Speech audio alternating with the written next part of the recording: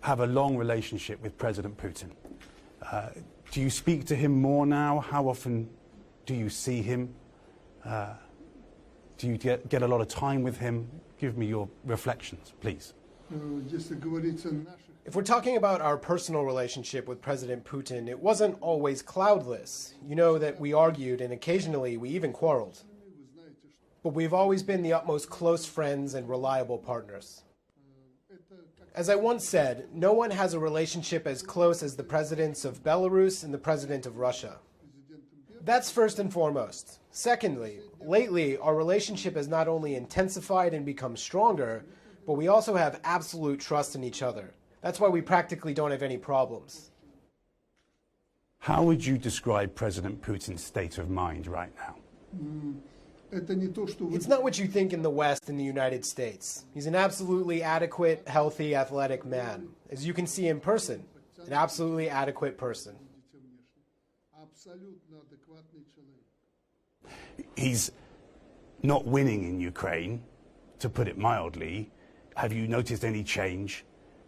Does he seem worried to you, anxious, under pressure? You know, I don't see him every day and I don't spend day and night with him, so maybe he is nervous. Maybe he is experiencing some tensions. He is the president of a huge country, after all. So there are enough problems there, and because of various problems, you always feel pressure. And I'm saying this as a president myself. With regards to the Ukrainian conflict, you're saying that he isn't winning, but you aren't winning either. 50 countries are right now essentially fighting a war with Russia on Ukrainian territory. There's also no victory there for you. Therefore, it is necessary to look for ways out of this situation. And I have to tell you that unlike you Westerners, Putin has offered options and solutions multiple times. It's just that they don't seem to want to listen and they don't want to hear him at the moment, even though that they should. And that is also our position. And you know, the futility of the current situation in Ukraine is recognized by some members of NATO. And not just some, but many of them. Let's take Turkey, for example.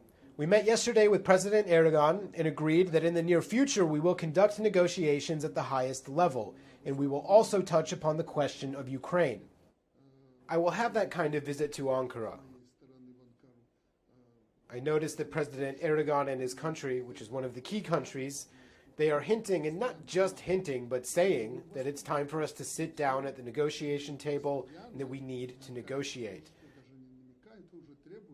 That's why it would be necessary for the United States to conduct this process in this way, instead of just sending out more and more modern weapons to Ukraine. And especially because of the way the situation is happening on the front lines, none of these American weapons would change the way that the situation is developing there. President Putin's state of mind is important to the world. We're at a very risky time. You're one of the leaders, the world leaders who knows President Putin best. Do you think President Putin would use a nuclear weapon? You know, the most important thing, the most important axiom is not to drive your companion or even your enemy into a corner. If you drive a person or a country into a corner, there's only one way out from there. That is to move forward. That is why red lines should not be crossed. You just shouldn't cross them. With regards to nuclear weapons, all weapons are created for a purpose, and if this kind of weapon exists, it's clear that it's produced to be used. Russia has clearly outlined its position. If there is to be, God forbid, an attack on the territory of the Russian Federation, in that case, Russia can, if necessary, use all kinds of weapons.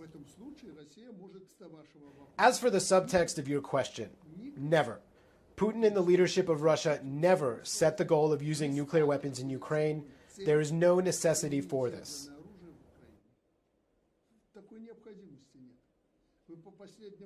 Have you noticed the attack on Ukraine with the high-precision weapons in response to the Crimean bridge attack over the past few days?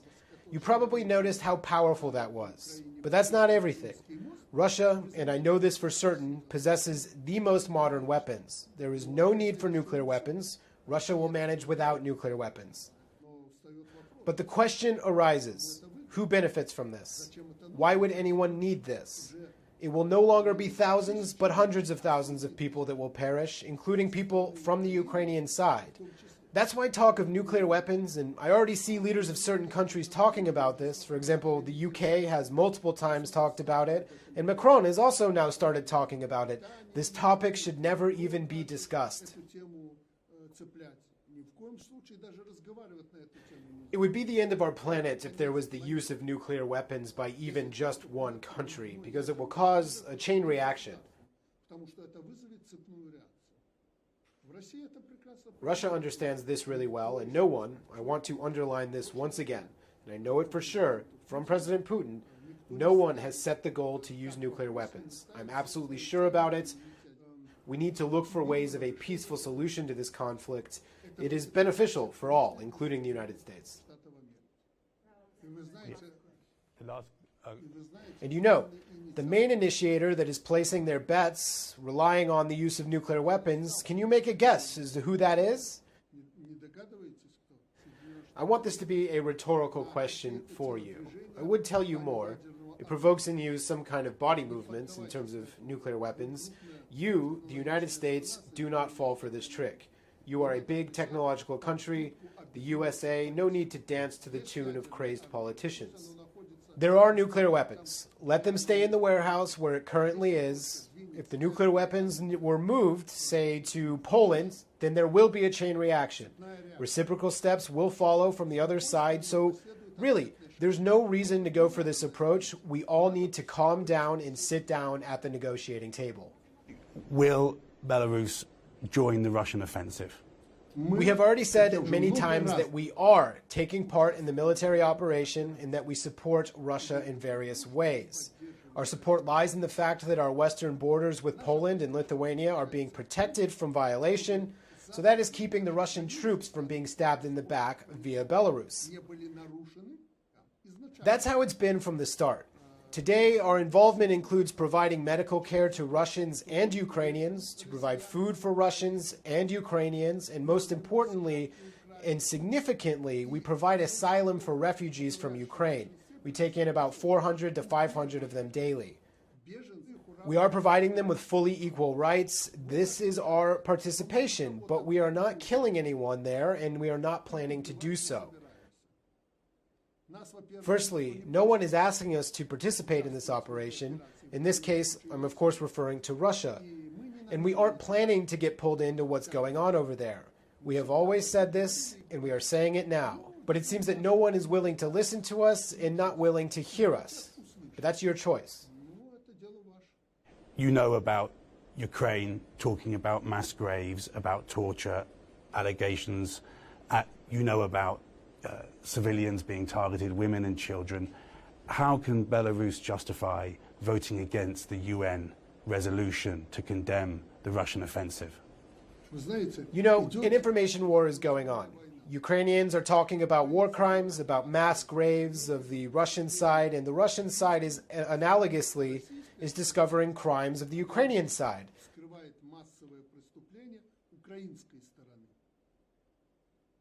A typical information attack against one another. In this situation, it's important to get to the root of things. A war is going on, and as a result of this war, during the course of this war, anything is possible, including what you have mentioned. So we shouldn't just be discussing how bad things are. We know they're bad. It's a war, and war is always bad. Instead, we should be stopping the war and looking for a way out of the current situation. I recently said that the world is concerned with the problem of finding out who's guilty. Listen, we'll decide who's guilty later. Every day, people are dying. Let's stop the war and come to some agreements, and then we can decide on who's wrong and who's right. I think this would be a normal decision, and we begin the process of negotiations, of peace talks, but it will have stopped. Zelensky was forbidden to continue peace talks. Who forbade him? Guess. He's not independent. But today, everyone's throwing fakes around, deciding who's right and wrong, accusing each other. This is not the way.